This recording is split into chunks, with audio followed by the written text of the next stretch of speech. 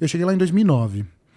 E eu me mudei para a China naquele sonho de pós-formado, querer futuro, de querer alguma coisa. E teve um gatilho em específico. Eu trabalhava numa empresa de consultoria, era uma consultoria espanhola, né? E eu trabalhava, na época, no cliente, era uma financeira, no boom do crédito pessoal do Brasil, que era 2003, 2004, 2006, assim, era quando as pessoas queriam te vender dinheiro na rua.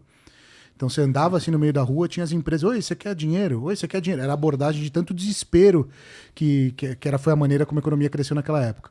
Tanto é que a GE tinha uma divisão de emprestar, uma financeira deles que pegou isso aqui no Brasil para emprestar dinheiro também, né? Eu trabalhei para um cliente que era o Ataí. Não existe mais, era essa financeira desse produto do Itaú. Uma vez por mês eu tinha um almoço com um executivo da TAI, né? E num desses almoços, assim, eu era um mentor, eu aproveitava, ficava quieto para aprender com o cara, né? Era um tiozão, na época tinha uns 60 anos. E era um restaurante simples, era um cara simples, apesar de tudo, do cargo. E ele falou assim no almoço, assim, ele gostava de mim, ele falou, cara, você fala inglês? Eu falei, não, falo inglês. Ele, bom, mas você faria uma entrevista em inglês? Eu falei, não, faria uma entrevista em inglês. Ele falou, pô, será que ele quer me contratar, sei lá? Aí ele falou, e o espanhol?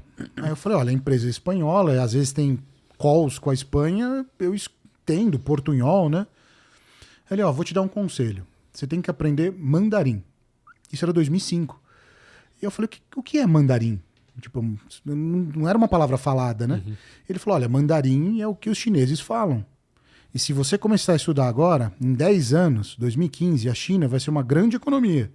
E se você tiver preparado até lá, você vai estar bem. Aí eu falei, poxa, mandarim. Tá bom. Pesquisei lá. A primeira escola no Brasil que tinha algumas, né? Mas em São Paulo uma grande era Chimbra. Nem sei se existe ainda. E eu comecei a estudar lá.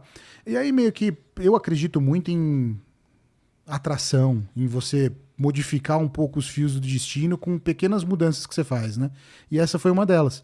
Porque eu comecei a estudar, começou a aparecer, eu não sei nem como a Huawei, que é uma empresa chinesa, hoje é conhecida, na época não era, não tinha aparelho de celular da Huawei antes, não tinha... A Huawei foi uma empresa de telefonia fixa, de rede de PABX, que continuou evoluindo, que foi para a rede de celular, e ela estava aqui no Brasil justamente fazendo isso, a rede para Vivo, rede para Claro.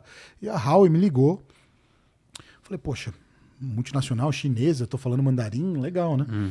Aí tem aquele processo lá, RH, não sei o quê, e na última entrevista, que foi tudo no mesmo dia, eu lembro, era um chinês. E quando chegou no chinês, eu falei assim, em chinês, né? Bom dia, meu nome é Lincoln, muito prazer. O cara parou assim, soltou a caneta, olhou assim, e falou, que porra é? O que você tá falando? Porque assim, hoje tem muito mais estrangeiro que fala mandarim.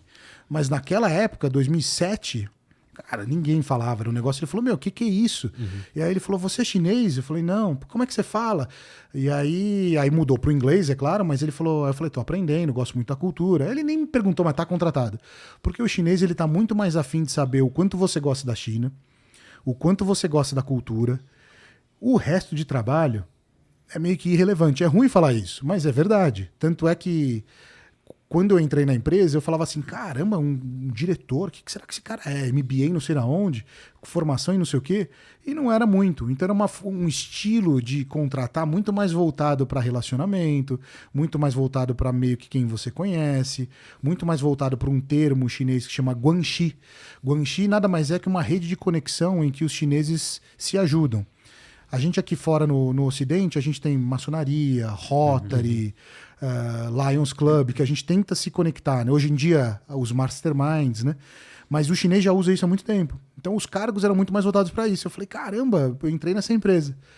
E fiquei lá um tempo, aprendi muito, comecei a viajar por todo o Brasil. E antes de seguir, como é que foi para aprender mandarim? Foi difícil no começo, que acaba sendo outro alfabeto? Não é que nem o inglês, por exemplo, que tem algo derivado já. Ó, eu vou falar hoje.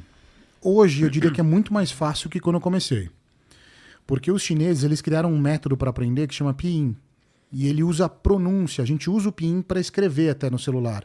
Você escreve como você se pronuncia e ele deduz qual caractere você vai colocar.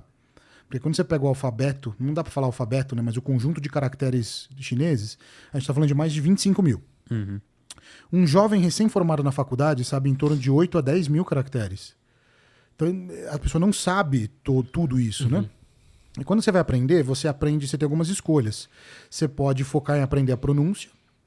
porque pelo menos você se comunica, mas você não consegue escrever e ler.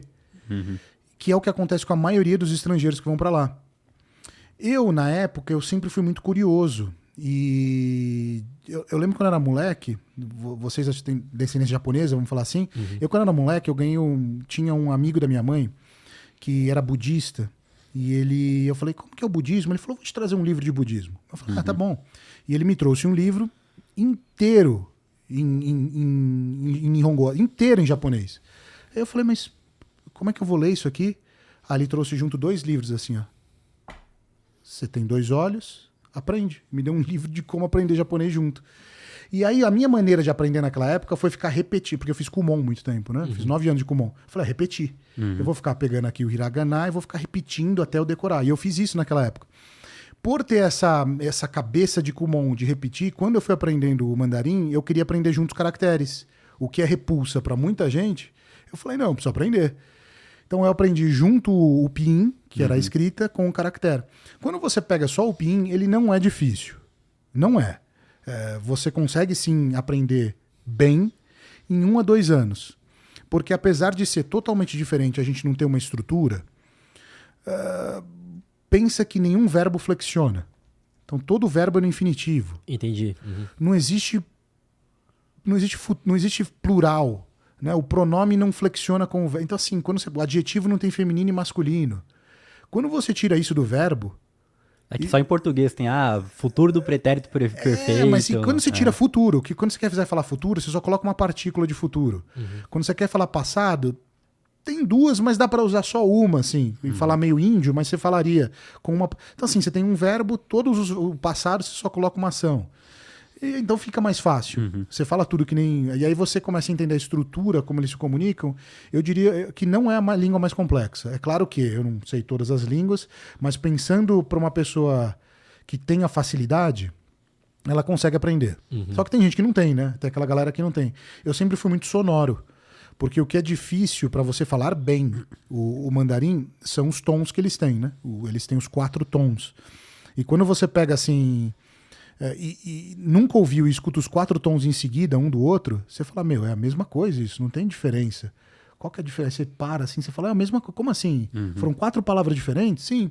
E mandarim é uma língua silábica, né? E quando o tom é importante em sílabas, são muitas repetições, né? Quando você pega assim, a palavra ma, se você falar ma, cantadinho assim, significa mãe. Se você falar ma, é cavalo. Então é claro que dependendo do contexto que você fala, você não vai estar falando de um cavalo.